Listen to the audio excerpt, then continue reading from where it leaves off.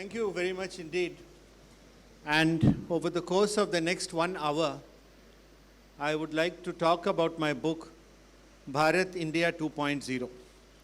Now, the picture over there was actually created several years after partition.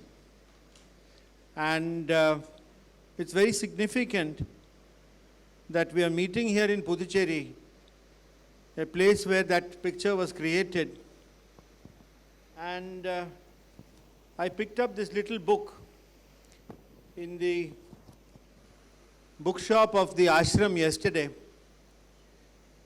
And the mother writes here, India is not the earth, rivers and mountains of this land. Neither is it a collective name for the inhabitants of this country. India is a living being, as much living as, say, Shiva. India is a goddess, as Shiva is a god. If she likes, she can manifest in human form.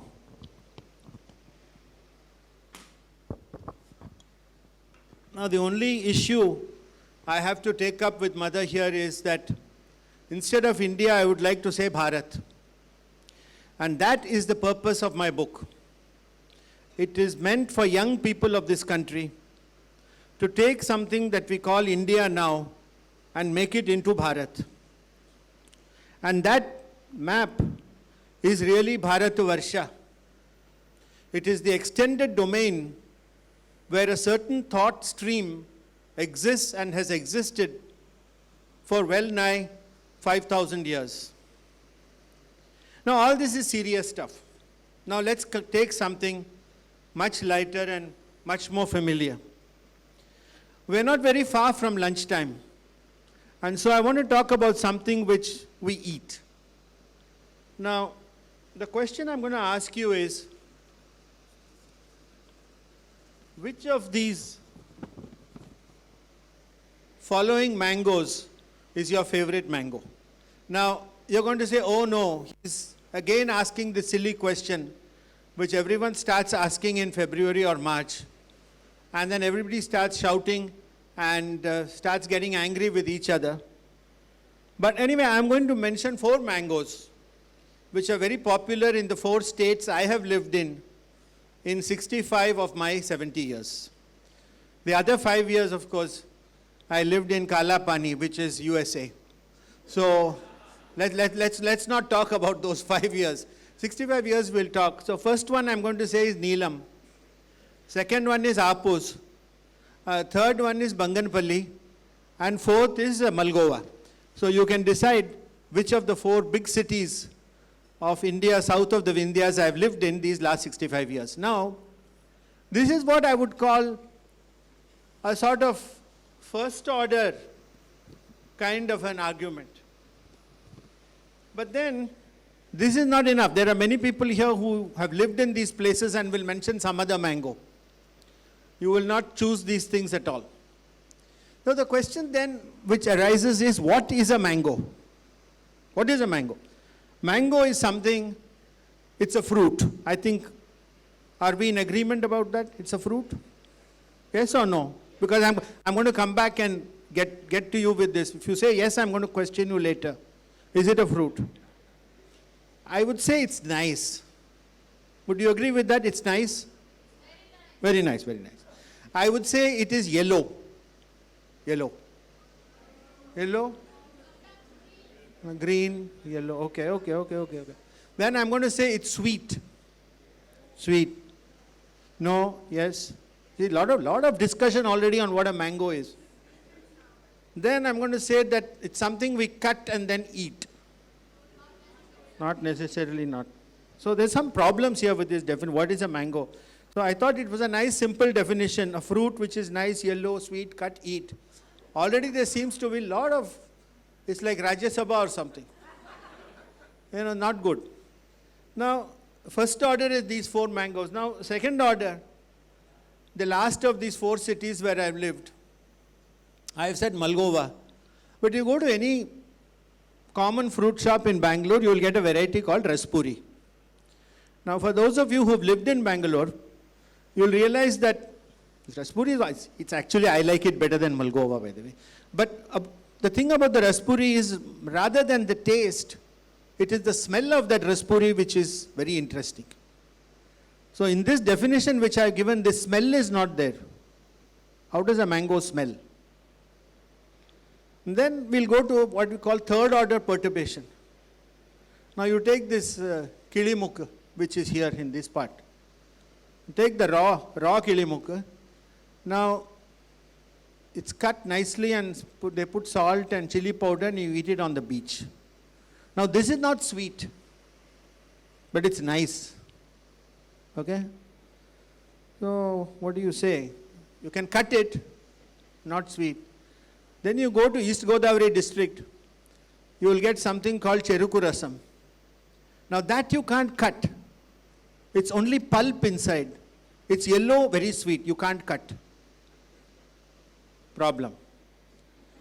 Then we go to fourth order. What about this vadumanga?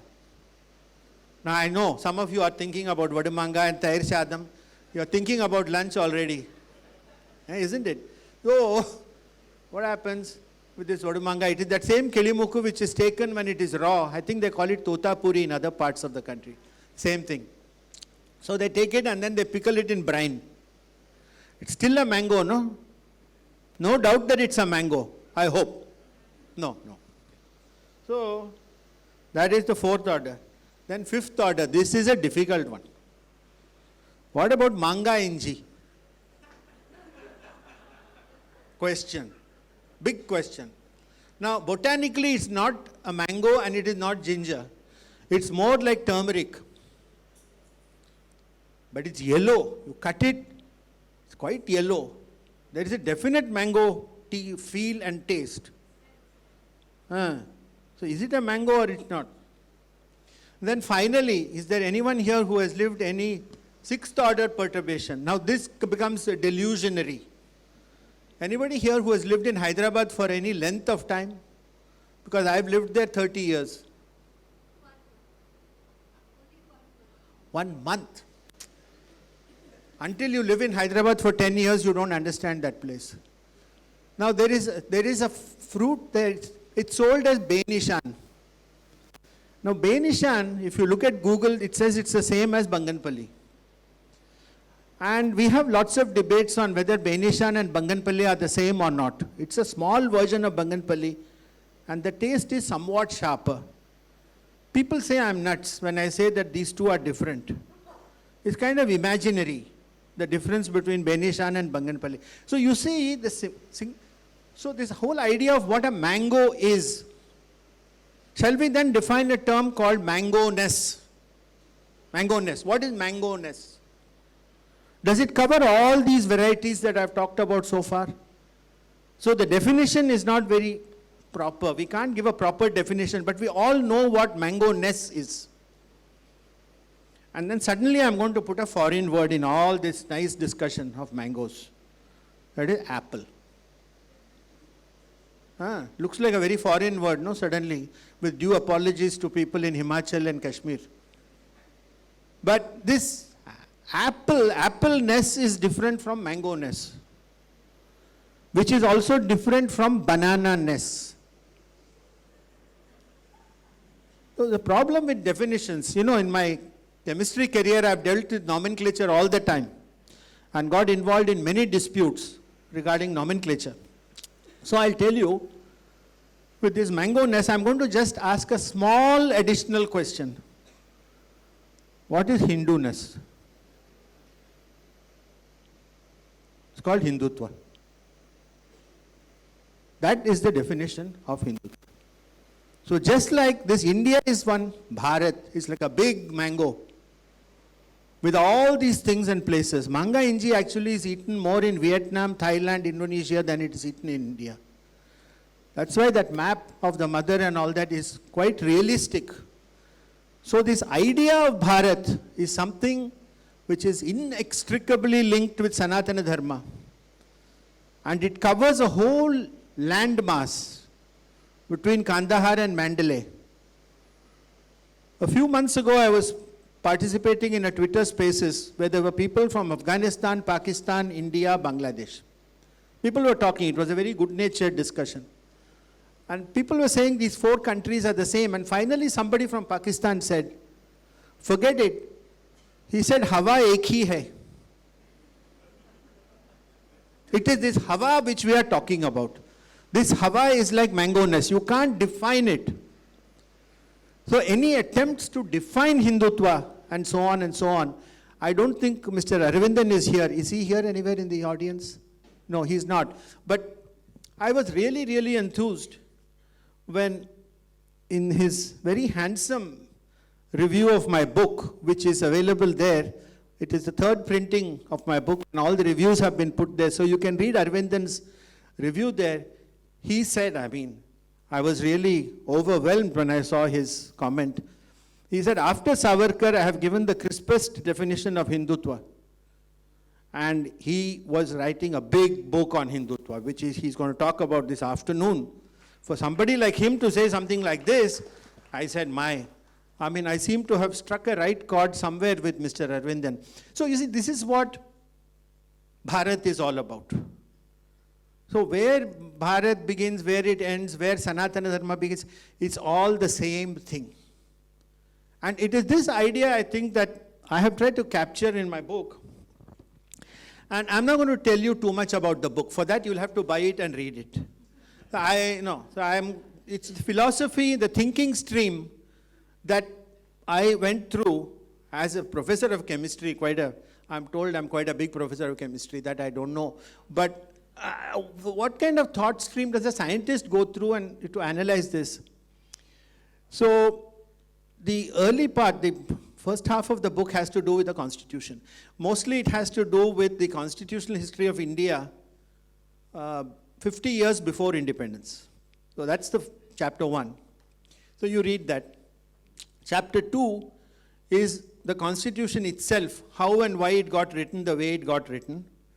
The fact that these people who wrote the Constitution were all well-meaning people. They were not tukde gang. No. None of them were. And to summarize, there are 7 points, where they spent the maximum time discussing. These may not be big things, but these were the maximum time that they spent. First point, that there's no mention of God in the Constitution. No. Second, there is no mention of Sanatana Dharma and that it is the warp and woof of this country. No mention. Nothing. The third is that the difference between the socially deprived classes of this country and the socially advantaged was too much at the time of independence, and somehow we had to do something about bridging this gap. The fourth, the uneasy relationship between the union government and the state governments. The fact that there is a need to balance a strong center with self-respecting states. The fifth, this was the most amusing and longest discussion. What if any should be the national language? And even more lengthy, by the way, was whether we should use Arabic numerals or Devanagari numerals. So this was very, very lengthy, silly discussion. And a fellow from Mysore actually started reeling off the names of the chemical elements in Kannada. All sorts of things, funny things I read in those debates. The sixth one, again, let's think about what happened 3 or 4 days ago, whether there should be a Rajya Sabha or not. And by the way, most of the members did not want an upper house.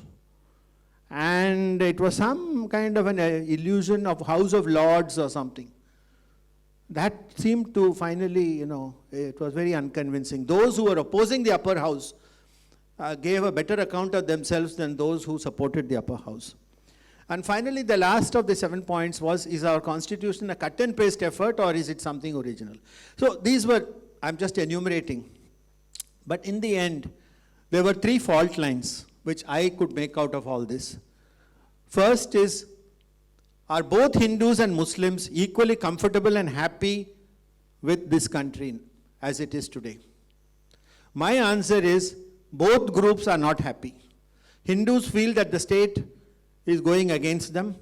The Muslims feel either patronized or they feel that the state is bluffing and secretly it wants to go and kill all of them. So neither group is happy. Second, with upper caste, other castes. Do either group feel happy? No. Upper caste feels that they have nowhere to go, they'll run away to America, Bulgaria, Moldavia, any country they will go.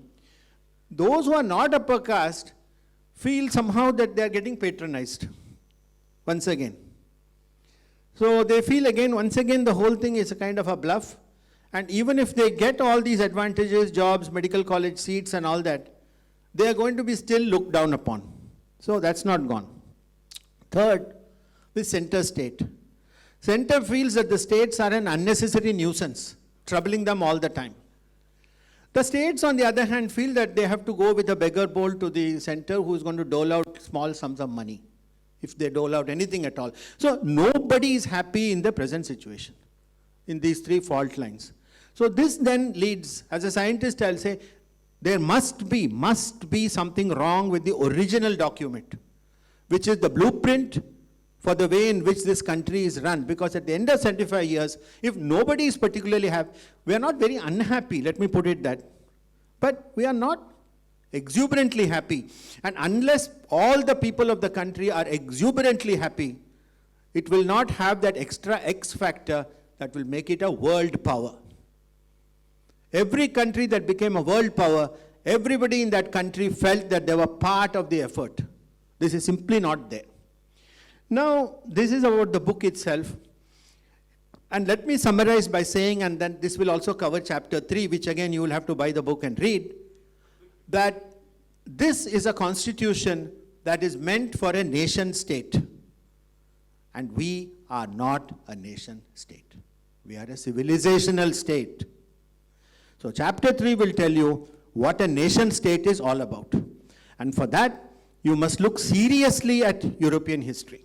Because that is where the origins of the nation state come, the 30 Years' War and the Treaty of Westphalia, Metternich, the Congress of 1815, and World War I. In my opinion, World War I is far, far, far more important than World War II in deciding the fate of the world and what happened. So that will give you of the first 3 chapters.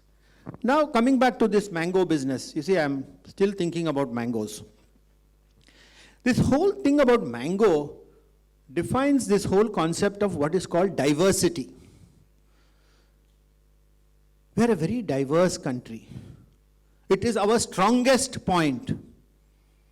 Any country which became very powerful and became important stressed only its strongest point. It suppressed all the weaker points. We have a particularly masochistic instinct of stressing our weakest points. Muslim, Hindu, Hindu, Muslim, all the time. Owaisi, somebody else, that Yati fellow, Narsingh Anand or something his name. Then upper caste, lower caste. All the time. Nothing else. Brahminical patriarchy, all these sorts of things. Then center state, Mamata, Stalin, Sharad Pawar. We should not spend so much time discussing all these characters. They are all victims of the present situation. They are not the causes of anything. So this is what generally seems to be going on at the present time. And so diversity, in fact, I will go even one step further. Because we were always diverse, I think even the original statements of Sanatana Dharma, the Vedas and all, were written in that way. They are written in a way which optimizes diversity. The whole idea of Purushartha, the fact that there are many different approaches, there may be many goals that different kinds of people have in life. Everybody in this country doesn't want to get into IITG and then go to IIM, Ahmedabad. No, that's wrong. And the more and more we start thinking on those lines, because I've seen all these IITs, that's part and parcel of my mainline profession. IITG and IIM Ahmedabad are not the answer for everybody. Different people want to do different things, and they should be allowed to do different things. That is the meaning of diversity. Optimization of diversity means what? It is because of diversity that we have Sanatana Dharma in the present form that it is. I'll say that. It is not that Sanatana Dharma has led to diversity. We are always diverse. We love diversity. All these mangoes. You can go and have lots of debates and discussions on what is this character, Professor Desiraju, talking. And one of you will produce a new kind of mango that I have not thought of, which even goes beyond Manga Inji and Benishan. So we love this. So this is a way, diversity, when you start optimizing diversity, I think that's when we will see a new India, we will see Bharat. Now, Ajit, if I could have this slide. You may be wondering what's behind this. Now you'll see. This one. Wait. Yeah, this one.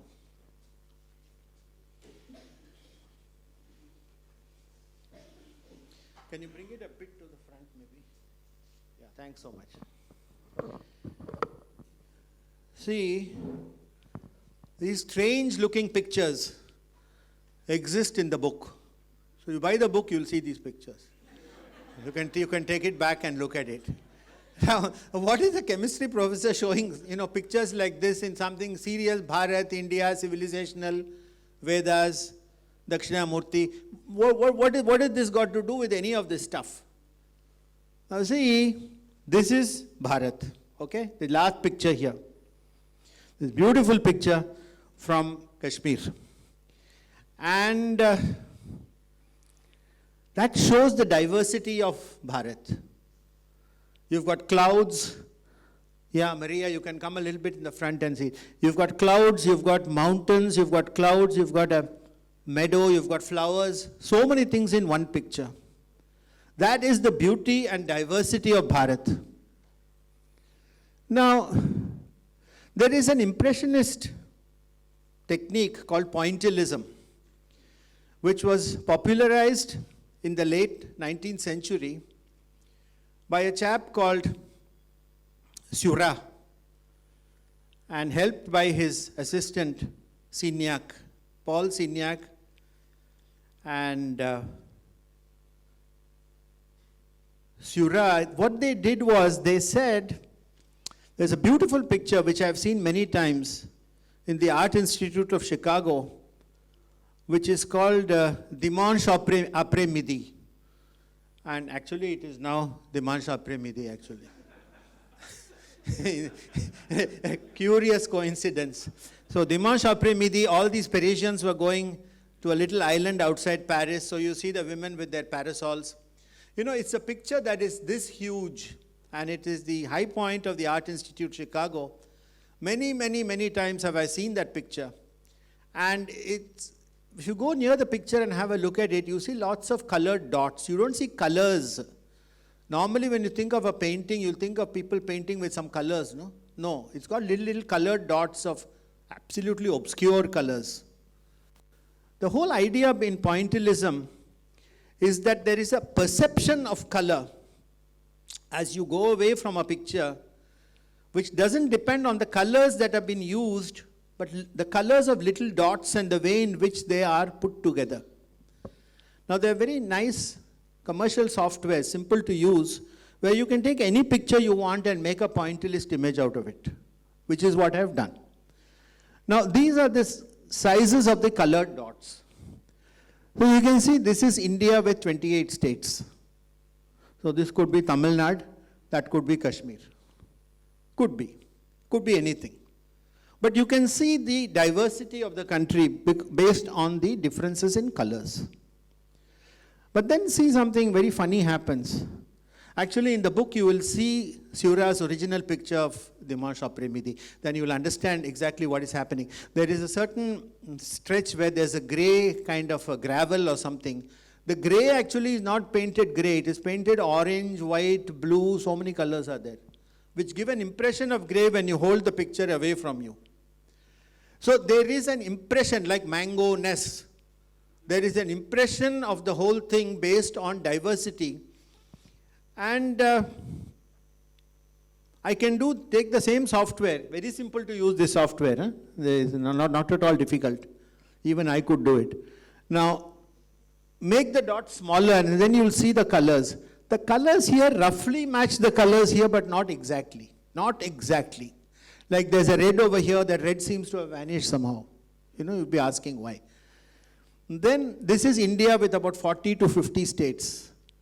The diversity is there, but you don't see the whole picture. The whole picture, the beauty of Bharat is not seen.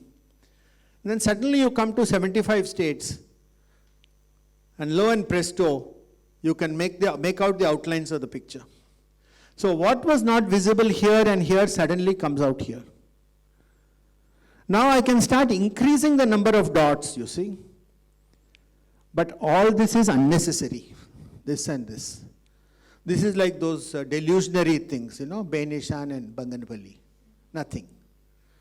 It's actually nonsense. And in fact, this is something like, say, some 300 states, 750 states.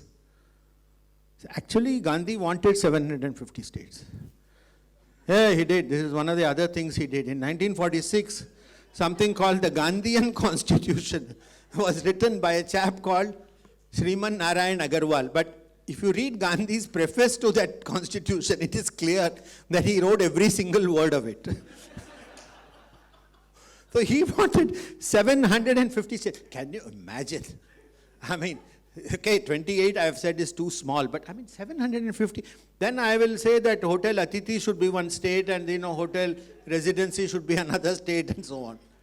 So I mean, there's got to be a limit to all this. So the whole idea here is that there is an optimum number of states.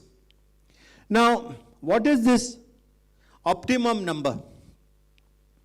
Optimum number, actually I was in collaboration with a guy in the UK, an Indian, to get an analytical explanation for 75, which is, all this is given in chapter 4, which is the crux of the book. Because as a scientist, I am not happy with just stating a problem.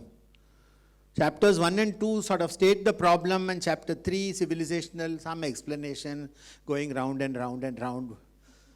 But scientists want solutions. They may be wrong solutions, but we want a solution. No, the reason why we want a solution is it's up to somebody else to suggest a better solution. But we are always looking. No point looking at the past here. Some Muslims did this, Christians did that. What were we doing? Sitting and allowing all these guys to do all these things for so many years. See, if our thing was so nice and everything so great, we discovered everything. There was one language in India that appeared even before the universe. Not far away from this union territory. So we are very great, no? Yeah, we are very great. Then why did we allow all these things to happen? क्या हुआ हम लोगों को? No point thinking about the past all the time. Take the past, try to get some ideas about what happened, and notice how horrible we are doing at the present at Rajya Sabha. This is not good. It's not good under any circumstance. There's no point, this is what, we're all thinking people, we are not some dummies. I mean, was it okay? Did you feel good? Did any of you feel good? We have an elected Prime Minister of this country sitting in Parliament and saying something serious. I don't care if it is Modi or XYZ, anybody. This is elected Prime Minister of the country. He's standing there and making a long speech, motion of thanks, address, budget and all that.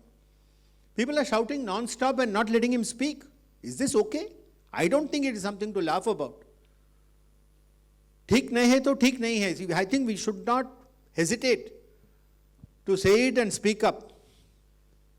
So, such being the case, I think there is a reason why we need these 75 states, and Ajit, if you can then come and bring that and put it over here. Those of you who have not seen the book, this is also there in the book. These are the 75 states. Inga konja inge. This is my conception of the 75 states of Bharat. And this is not based on an analytical model. Professor Desiraju didn't come out with this just from the top of his head.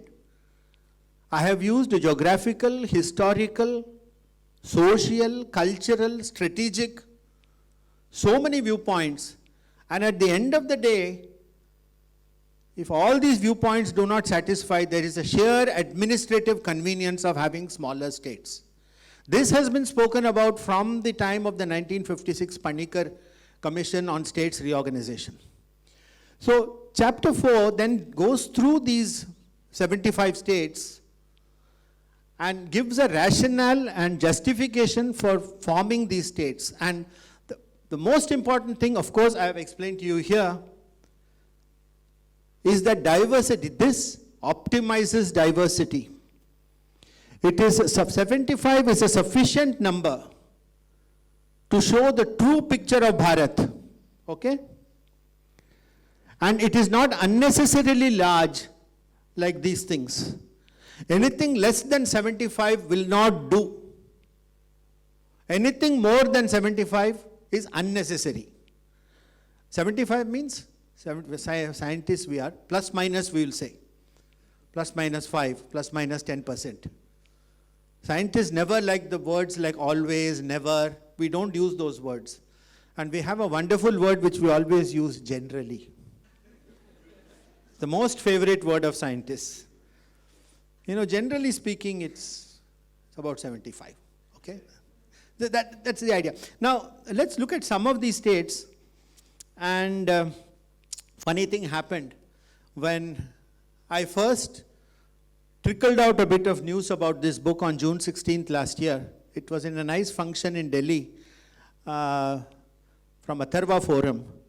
And I was one of 4 speakers, and the speaker who was asked to summarize the talks of the other 3, one of the other speakers, Bhavesh Kansara, is here in the audience. And the 4th speaker who summarized the views of the other 3 was Professor Murli Manohar Joshi, and whom, of course, we were very honored that he was there to summarize. And then I told him, I announced the book, and I said, Professor Joshi, I've known him for many years as an academic rather than as a politician. So I said, look at my first 2 states. If you buy the book, again, buy the book first. Then I'll sign it and write your name and everything nicely. Okay, so my state number 1 is Gilgit, and my state number 2 is Baltistan. And Professor Joshi, he threw his head back in laughter, and he was really, really happy to see that. So you can see I'm quite good at predicting. I wrote this around August of 2021. Long before all these things are happening in our favorite country, our western neighbor, whatever you want to call it. I don't think it's a country at all anyway. Chalo, but that's another point for some other discussion. So, now all my friends, they kid me and they tell me, how's your MFC doing? The MFC means my favorite country. So I wrote about Gilgit and Baltistan because, and I justify that also. And the fact that they are all part of this thing, you know. Sumeru Mountains. What is the Sumeru Mountains? It's all here, no? It's there, Mount Meru. It's there. It's all written down. They can be Shias, they can be Sunnis, they can be anything. They are all part of Bharatvarsha. They're not different at all. And in fact, I've made a prediction that we don't have to go anywhere with armies and all to take over those places. They themselves will come to us. I'm completely convinced. And I've argued that also. Reasonable European commentators have said when there is a powerful civilizational state growing, small things in the peripheries will like to join them simply for their economic benefit. Nothing else. Your religion to sab, it's not very important. We only resort to that when we are poor. Let the economy of this country become, whatever they're saying, 5 trillion, 6 trillion, 10 trillion. When all that happens, all this garbage that we see around us is okay. Now, finally, the economic justification for this. This is the last point. Apart from all the civilizational things and other things that I've been talking about, now I give an example of what I call my 4 Ks. K. First K is Kashmir, just the valley. Just the valley. Second K is Kutch, this side. Third is Kongu, the region around Kovai. And the fourth is Kashi. So in the 4 directions, Kashmir, Kutch, Kongu, Kashi. Now, I don't know how many of you have visited the valley, but I have gone there many times in the course of my work, because we have some important national labs and all that there. And I have traveled quite a bit in the valley, including areas near LOC and all that. Now, Kashmir, the valley itself, 2 flowering plants grow there in abundance. One is lavender and one is rose. Lavender, actually, it grows wild and doesn't require water also. This lavender and rose are very valuable plants, because from that you can extract something called lavender oil and rose oil. Now, there is a small country in southeastern Europe called Bulgaria, whose entire economy is based on lavender oil and rose oil. They're doing something in Kashmir, but it is like some jugaad operation. It's very wasteful, and the lavender oil and the rose oil they produce are of very low quality. It cannot compete with the Bulgarian product in the world market. Now, suppose you had a small state called Kashmir. By the way, another justification for this is each of these 75 states roughly has 2 crore population. So the populations of everything, so administrative convenience is very high. Suppose you have this small Kashmir state. Now, don't start telling me all the fellows there will be Muslims, they will want to go away to Pakistan. No, they don't want to go. I can tell you that. Nobody wants to go. Everybody knows that India is a nice country, it's a powerful country. Nobody wants to go. Let me assure you. No, ita hoega, they all will do something, Mecca, Medina. No, nothing like that will happen. Absolutely not. I'm telling you. I've heard a lot of thing from North Indian side that there is no such thing as a moderate Muslim and stuff like that. We must start getting out of these mentalities. Got to look forward, got to look positive. Again and again, you can't go back to Muhammad Ghazni, Muhammad Ghor and all those fellows. Can't do it. Can't afford to. We have no time. This is a country in a hurry. You sit with all that nonsense, you will never go anywhere. Now, you do that lavender and rose oil properly. Kashmir state, that small one, will become economically more powerful than Bulgaria. One small part of our country can become more important than a whole country in Europe. Take Kutch. What do we know about Kutch? Hardly anybody lives there. It's a very big area. It's got only sunshine and nothing else. So what's the immediate thing that should come to your mind? Solar energy. Today, the leader of solar energy is Israel, which is very small in area compared to Kutch. Kutch, if properly developed, so just like only the agriculture ministry of this one should be important, only the non-conventional energy ministry of Kutch should be important. All the others don't count. So just stress the solar energy part. This will give electricity to this whole country and to many other countries in the world. So you see, by having these small states and concentrating niche areas, you can get economically strong states. Now it's only a matter of detail. You come to Kongu. When you say Kovai, you think of Tirupur. You think of the fabric, the garment industry. For people in Kovai, for this respect, Chennai is too far away.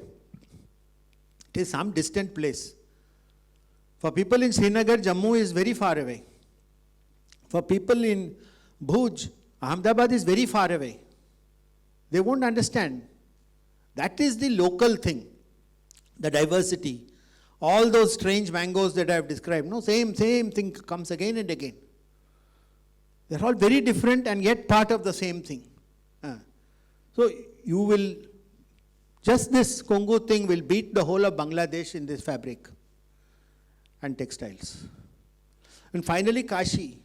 Kashi we have got, I have taken Kashi actually as parts of eastern UP and parts of western Bihar.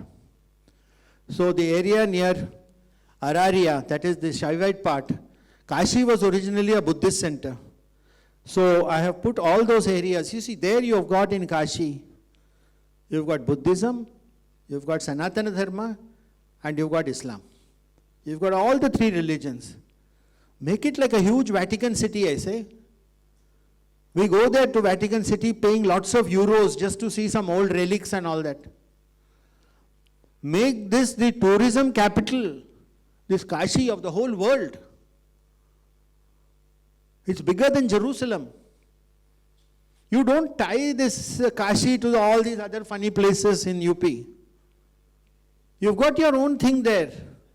So what happens is you get 75 very strong economic powerhouses. And in the meantime, you're going to get a very big bonus. See, finally in a good federation, and let me tell you, I have described it carefully in the book, in 50 years of coalition government, what we have had, people glorify the coalition governments, especially the opposition. That was not federalism. That was federalism at gunpoint. There were so many itty-bitty fellows who were just coming together to get 272 seats in that bloody Lok Sabha. So they didn't care what they did as long as they got 272. That's all. 272. As that lady said also, 272, she said. I think some of you know whom I'm talking about.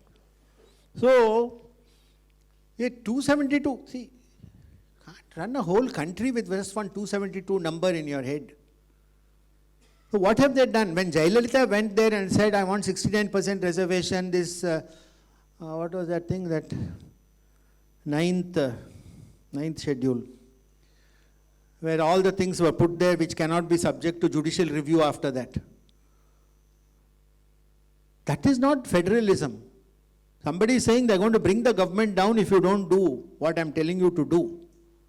That is not federalism at all. And that's the next thing that has happened is, since now one party has got a majority in the Lok Sabha, these other guys are howling. See, they should know one thing, that if you want to have the first past the post system in a parliamentary democracy, then if one party gets a majority, then it's going to be a majoritarianism government. It cannot be a consensus government anymore. Everything will not, no need to go to some parliamentary committee. There's no debate, nothing. They've got a majority. That's it. When will the opposition realize that it is must be a majoritarianism? Otherwise, what's the point of getting that 272? All they want is those coalitions that they can go on doing whatever they like. That's all that they want. Fine. I mean, we must call a spade a spade.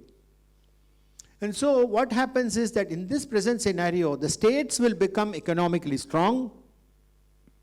The center will be politically strong.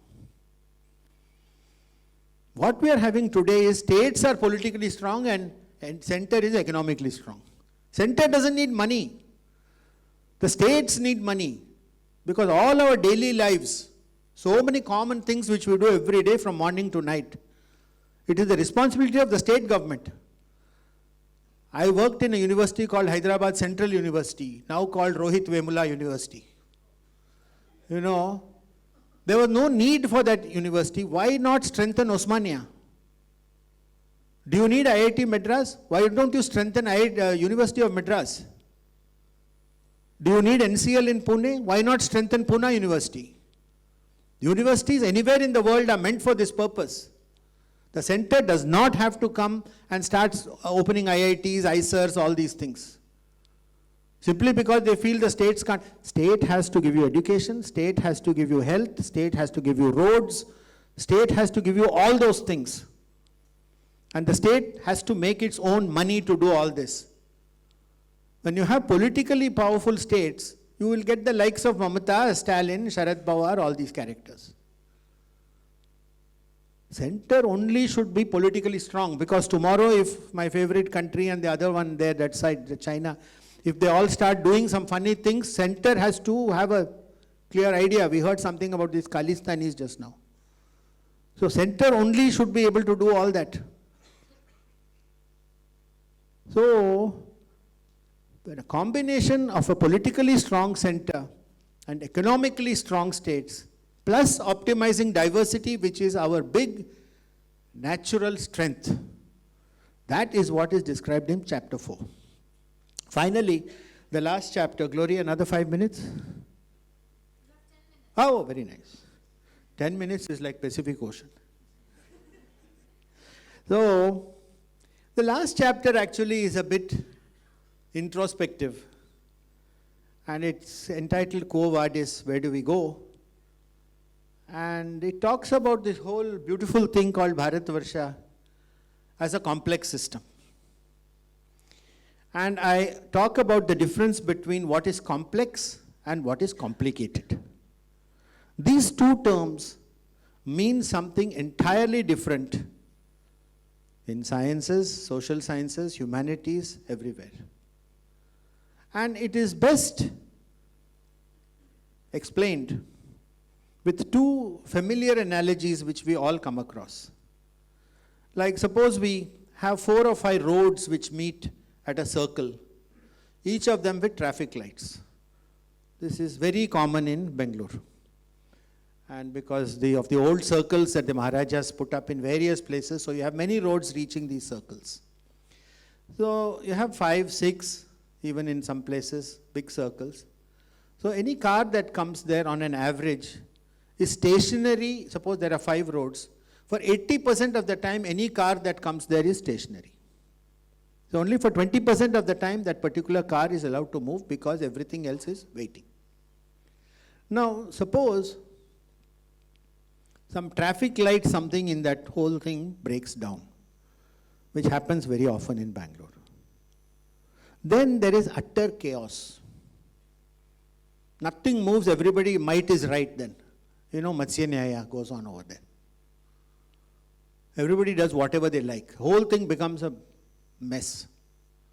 That is a complicated system. When a complicated system can break down if any one of the parts breaks down.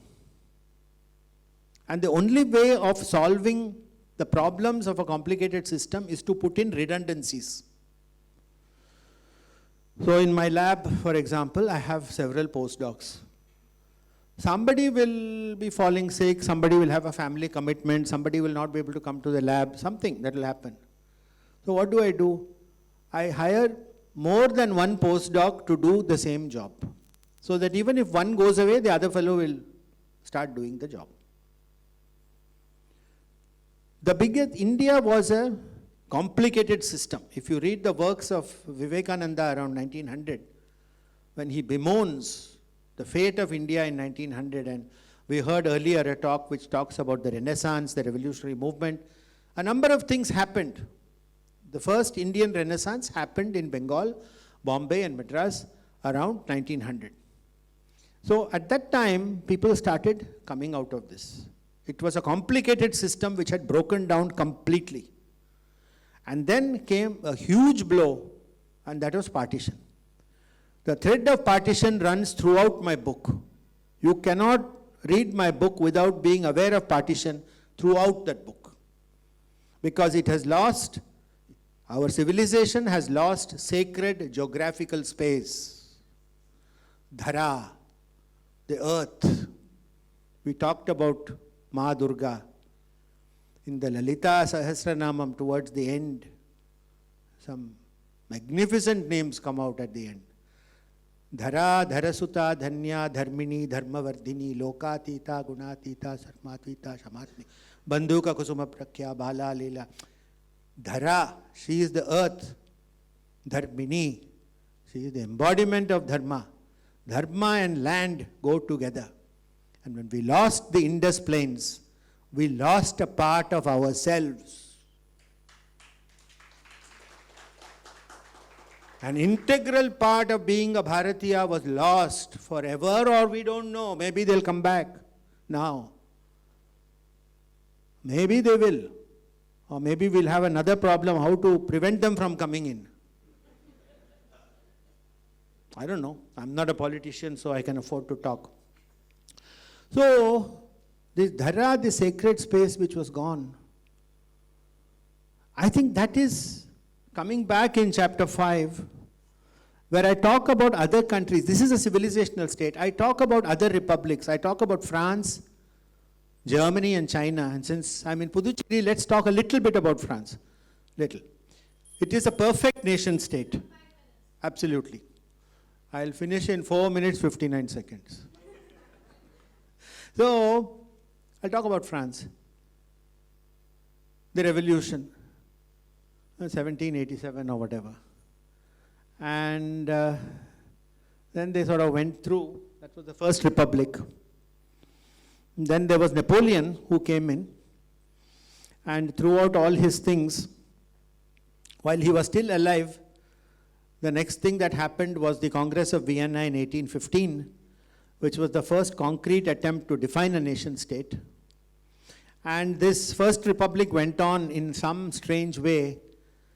There was a restoration of the monarchy. And this went on till 1848, when the second republic started. And this too went on. There was a monarchy, good and proper then. And this went on, I think, till 1871 or something, when the Third Republic started. The monarchy was finally removed. And the Third Republic, then the Fourth and the Fifth were only variations of the Third.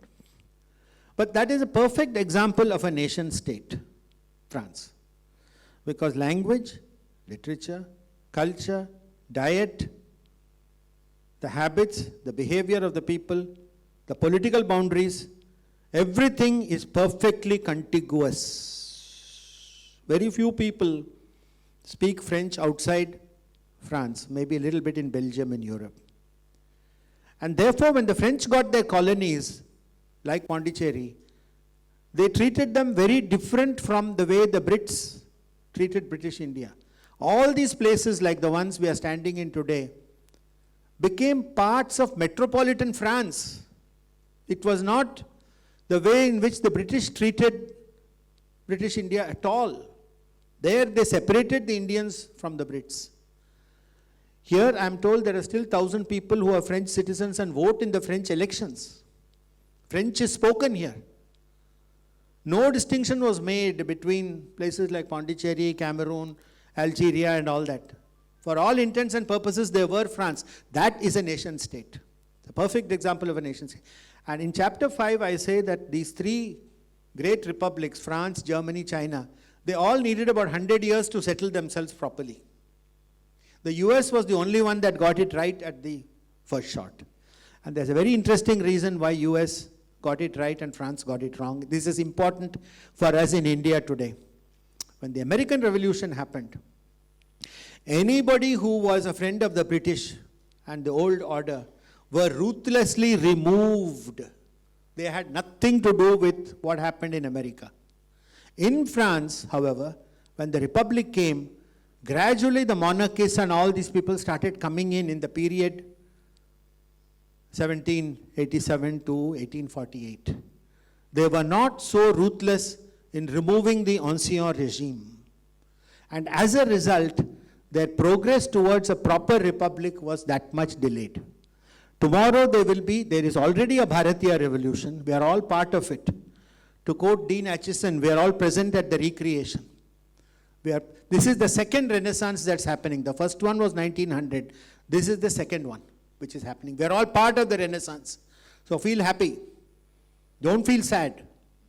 We are part of this. This is what you have to tell the youngsters. And we should do what the Americans did and what the French did not do. No member of that old order should be allowed to come in anywhere. Allowed. Don't start giving me all that crap about sab ek hi hai, sab se paas jana, every should go together, we should all do it together, India is great. India is great, Bharat is great, nobody is denying. Don't go for bringing, you can never take everybody along, never. Not in a free society, which we always want to be. So in this kind of a situation, anybody who is even vaguely looking as if they are supporting, and so many fence sitters, this way, this way, all these people should be removed, outright. Please follow the Americans and don't follow the French in this regard. So with that, I think I stop. I think, I don't know, a few more seconds. My timekeeper? 1-0.